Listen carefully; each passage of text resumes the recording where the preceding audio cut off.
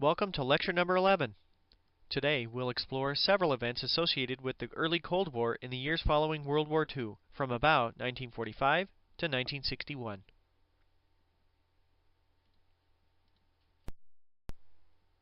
There are three primary areas to be investigated in this lecture. First, we'll explore a series of policies adopted by the United States in the early years of the Cold War. Secondly, the lecture will trace the evolution of anti-communism in the United States, which involved the rise of Joseph McCarthy in the 1950s.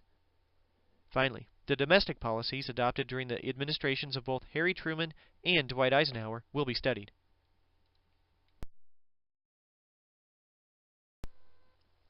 This slide provides images of the two presidents who were in office during this time period. On the left, we see Harry Truman, who was president from 1945 to 1953. On the right, we see Dwight Eisenhower, whose administration was in place from 1953 to 1961. Their views had a lot of influence over U.S. policies during this era. The context of the Cold War begins with the mutual mistrust between the Americans and Soviet Union. In some ways, this mistrust was apparent before and even during the Second World War.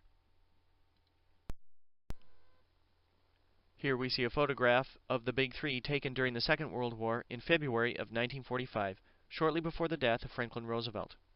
Unfortunately, the alliance which had united these nations began to crumble after the war. The time period associated with the Cold War is from 1947 to 1989, and it primarily involved the United States and its allies versus the Soviet Union and its allies. The reason why it's called a Cold War is that for the most part it was a war of words, a war of ideologies, rather than guns. However, at times it did become hot, so to speak. Essentially, the alliance between the Americans and the Soviets was only a temporary one. Once that common enemy of Germany was gone, the alliance became a thing of the past.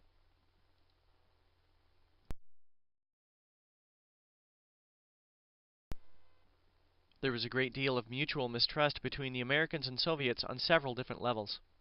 Americans mistrusted communism in general because it involved a violent revolution and often curtailed civil liberties such as freedom of speech and freedom of religion. Toward that end, the Americans didn't even recognize the communist government in Russia until it had been in place for over 10 years. The Soviets were angered at this lack of recognition, but even more important was the lack of a second front during the Second World War until 1944. In the meantime, millions of Russians died as Stalin's country bore the brunt of Germany's advances during the war.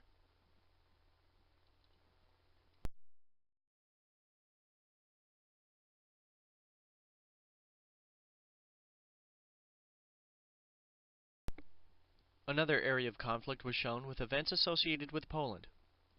In many ways, Poland was seen as a symbol of the Second World War, because Hitler's invasion in September of 1939 sparked the involvement of Western nations in the war. At the end of the war, the Soviet Union never allowed free elections to take place, even though they had promised to do so at Yalta.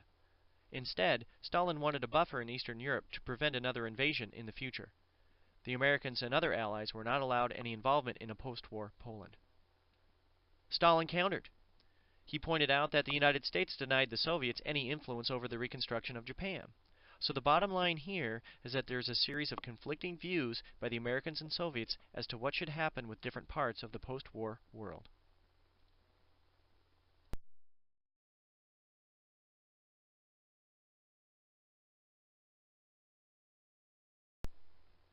The reality of events in Eastern Europe came to the forefront when Winston Churchill delivered his famous Iron Curtain speech in March of 1946. He argued that an Iron Curtain had spread across Eastern Europe and called for an alliance of all English-speaking people to stop Soviet aggression.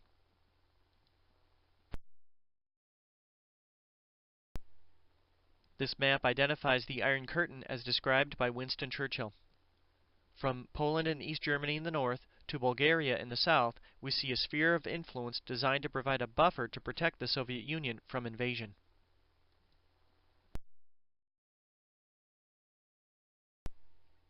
During the Cold War, American policies were underwritten by a philosophy developed in the years shortly following World War II. The philosophy I'd like to discuss would be containment. This was developed by a member of the State Department who was an expert in Russian history. His name was George F. Kennan. He argued a variety of things. First of all, he declared that the United States could do nothing about removing the Soviets from areas already under their control.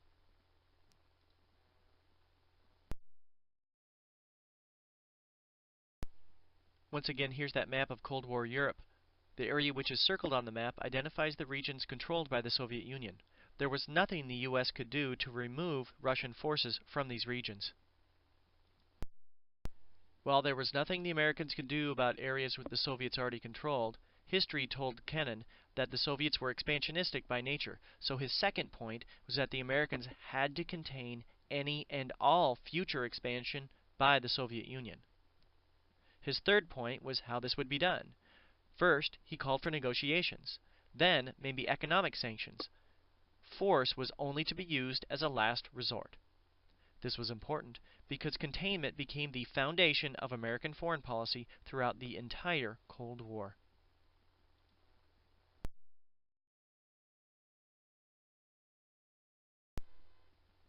Once the philosophy of containment was adopted in 1947, the United States began to implement different Cold War policies. I'd like to talk about two next. The philosophy of containment was first seen with the Truman Doctrine. I'd like to begin with some background. Following World War II, the economies of several European nations floundered, and some turned to communism as a possible alternative. This was particularly true in Greece and Turkey, as they were fighting against communist-supported insurgents in their countries. The fear was that if Greece and Turkey fell, it would open the door to the expansion of communism into Western Europe and the Middle East. Truman decided to act quickly, and he asked for support when he addressed a joint session of Congress in March of 1947. The new policy was accepted by Congress, and it came to be known as the Truman Doctrine. First of all, the United States promised $400 million in military aid to both Greece and Turkey. Secondly, it pledged American support for free people fighting against oppression and subjugation everywhere. This was important because it essentially dictated that American forces would become a global police force in the fight against communism.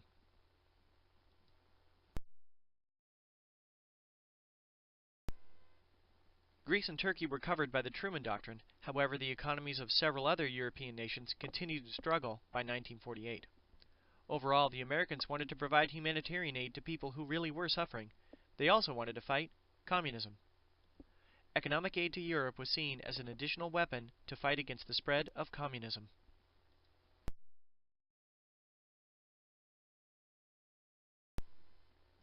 The Marshall Plan was named for the U.S. Secretary of State George Catlett Marshall, and it was announced by Marshall in 1948.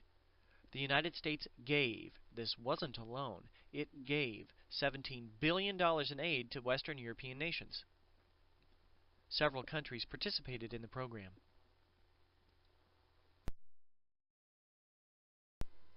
The impact of the Marshall Plan was overwhelming and an incredible success. First of all, it resulted in the economic recovery of all of Western Europe. As their economies prospered, support for communism as a radical alternative waned, so this was successful in helping to stop the spread of communism. And, not by accident, it also helped the American economy as U.S. businesses traded goods with a prosperous Europe.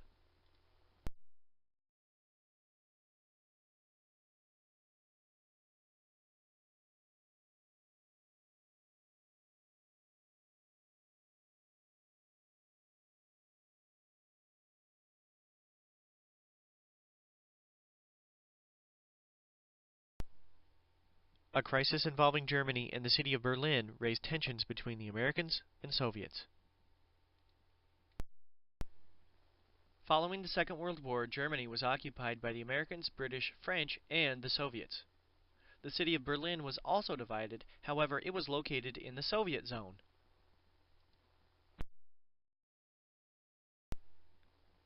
Once again, here we have that Cold War map of Europe. Located within the circle would be the country of Germany. The arrow is pointing to the city of Berlin, located in the eastern half of the country, and that was occupied by Soviet troops because that was in the Soviet zone. Here is a close-up of the city of Berlin. Most of the citizens within Berlin supported the Western democracies as opposed to the Soviet Union. Well, in response to the policies adopted by the United States in the late 1940s, in June of 1948, Stalin established a blockade of the city of Berlin. All rail lines and highways to and from the city were closed down. This effectively isolated these people from the rest of Germany. Questions were raised. Would the United States act to help? If so, what would be done? Would this confrontation lead to another full-fledged war with the Soviets?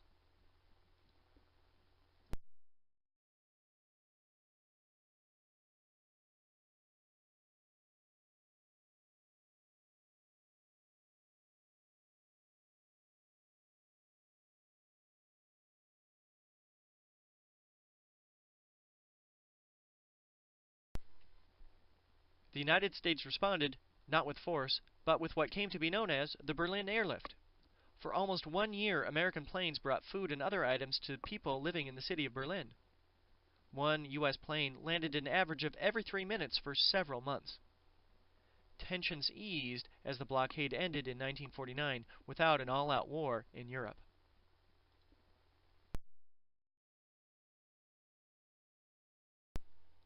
The Cold War not only involved nations in Europe, but in Asia as well.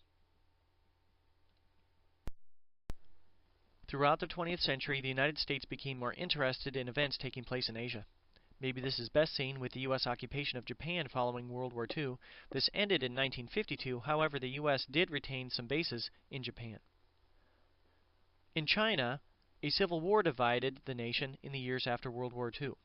The United States supported the nationalist government, led by Chiang Kai-shek. However, he was fighting against communist forces led by Mao Zedong.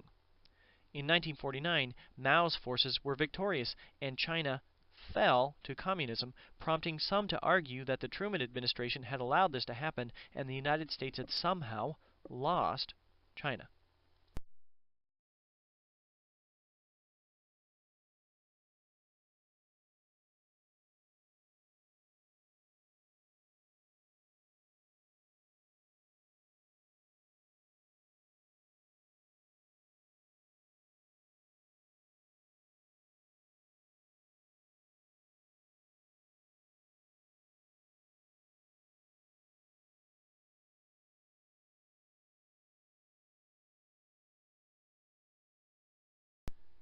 Events in Korea would prove to be a little different, because here the Cold War became hot. The Americans had provided economic aid to fight communism in China, not American forces. The same would not be true for Korea. Following the Second World War, Korea was divided. The Soviet Union supported the northern regions of Korea. The Americans supported the south.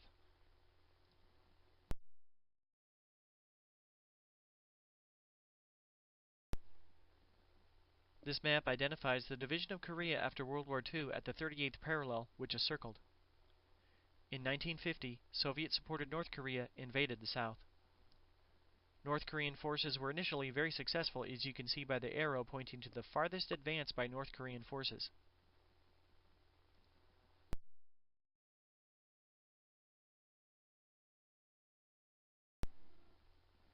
President Truman saw this as an attempt to expand communism into a new area, so he applied the Containment Doctrine to prohibit any future expansion.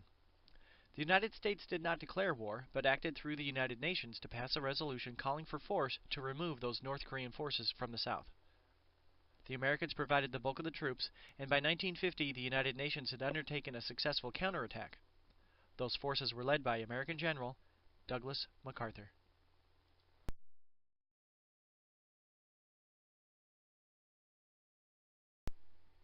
The United Nations forces continued to be successful and pushed the North Koreans closer to the Chinese border. Then the Chinese government began to issue warnings that they might become involved. By November of 1950, they did become involved and were quite successful. Within a short period of time, they had pushed those United Nations troops south of the original border at the 38th parallel. A stalemate then resulted, which lasted about 2 years. Finally, an armistice was reached, ending the fighting in 1953 after Dwight Eisenhower became president.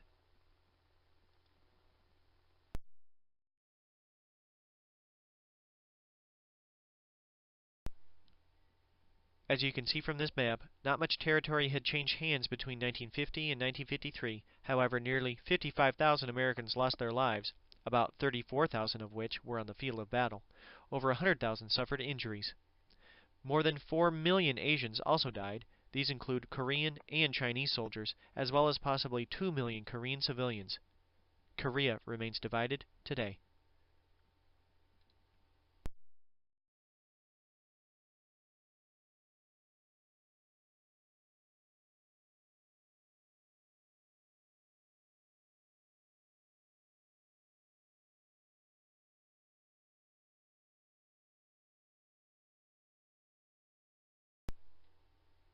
The lecture's focus will now switch to events involving American domestic policy, and will begin with a closer look at the election of 1948.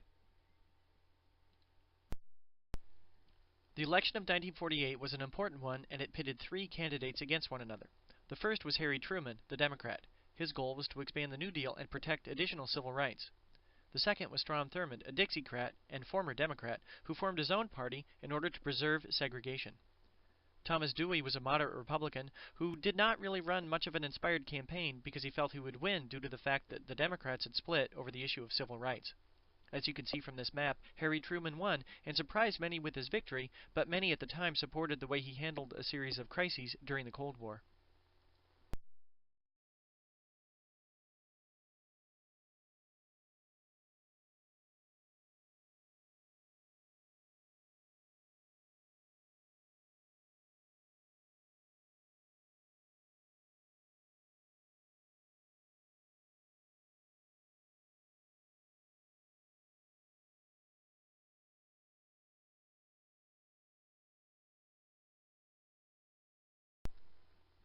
Here we see a famous photograph of Harry Truman the day after the election as he holds a copy of the Chicago Daily Tribune.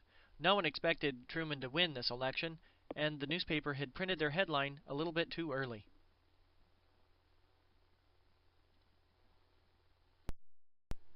Once he had secured his re-election, Harry Truman announced the Fair Deal. This was his goal to expand on the New Deal. First of all, it called for an increase in the minimum wage, and he also wanted to extend Social Security payments to cover additional workers. Next, he wanted to provide federal aid to public education. Third, he supported expanding civil rights legislation to end discrimination in public places. Fourth, and maybe this is the biggest plan, he supported a national health care plan to help people pay for their medical costs. Only the minimum wage increases and the Social Security extension were passed by Congress, but it showed that the New Deal was here to stay.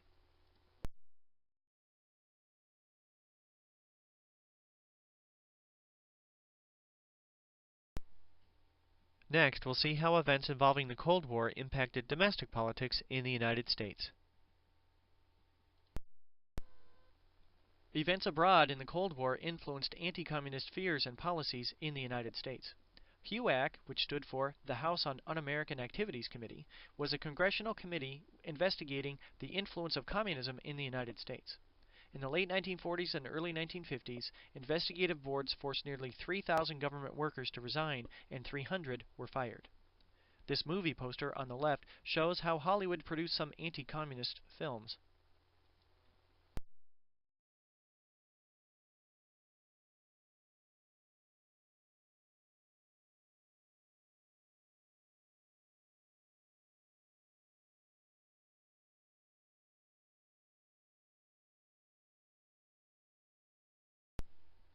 It was within this context of the anti-communist hysteria that a demagogue rose in prominence. His name was Joseph McCarthy, and he was a Republican senator from the state of Wisconsin. He was looking for re-election without much of a distinguished record, and so he jumped on the anti-communist bandwagon.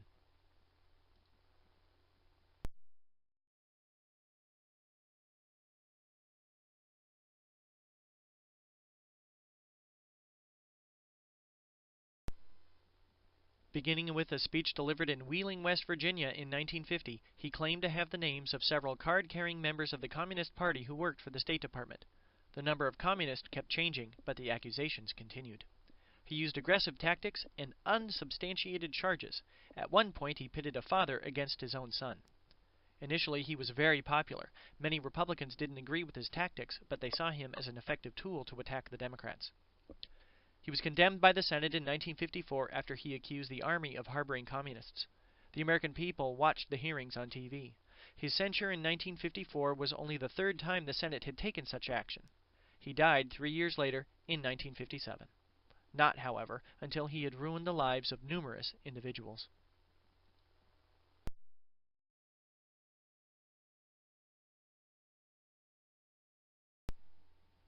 For more information concerning the tactics and impact of Joseph McCarthy's actions, as well as a profile of the Wisconsin senator, you may click on the hyperlink below.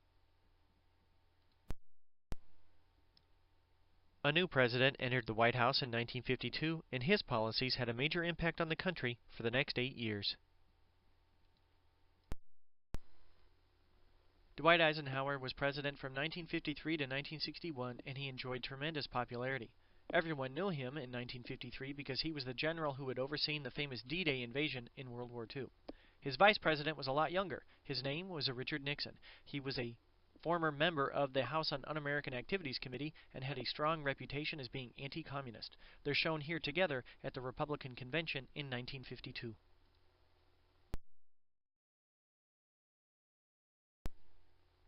As he was running for election, Eisenhower called for a smaller government, and many thought that he might try to dismantle the New Deal because he was the first Republican to hold the presidency for 20 years.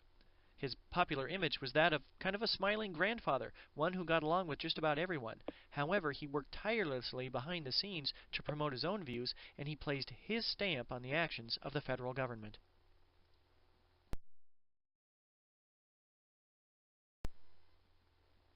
Eisenhower labeled his domestic set of ideas as dynamic conservatism, and they had a variety of goals. First of all, it called for a reduction in the size of the government. After 20 years of democratic policies, Eisenhower wanted to reduce the size of government. Next, he supported balanced budgets. He also supported cutting taxes and spending on government programs. Let's see how he did.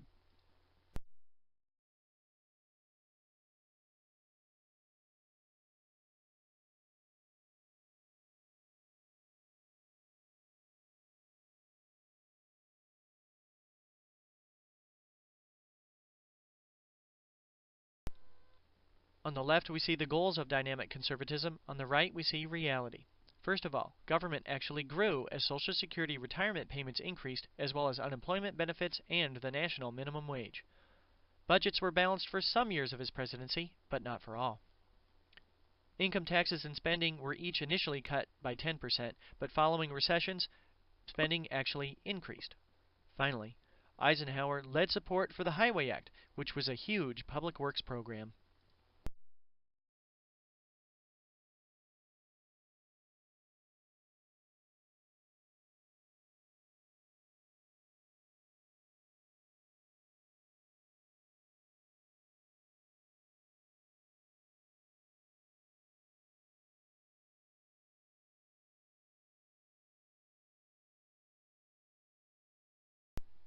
The Highway Act was passed by Congress in 1956 with the strong support of President Eisenhower. It was the government's response to improve the transportation network. First of all, it established the modern highway system and led to the construction of over 40,000 miles of highways in the United States. Its goals were twofold. First of all, it improved the transportation system, but it was also designed with the Cold War in mind to improve the defense of the nation. It was largely funded by a gasoline tax and became the most expensive public works program in American history.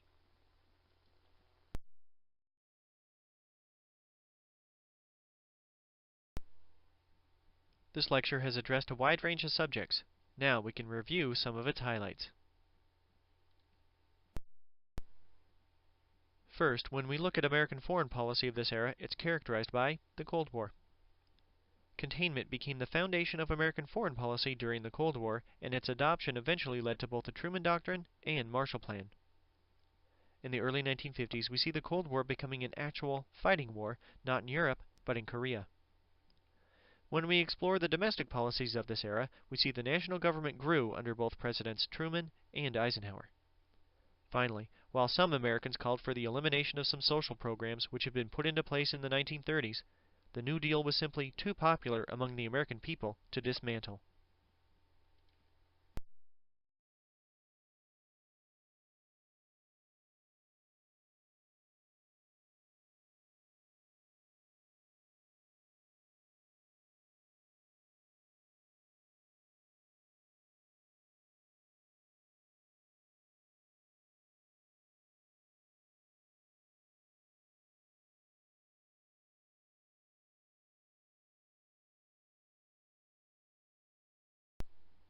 Well, today I talked about the early Cold War, 1945 to 61. I hope you learned something new and you found this interesting. The next few slides will have links to additional information as well as sources used for this lecture.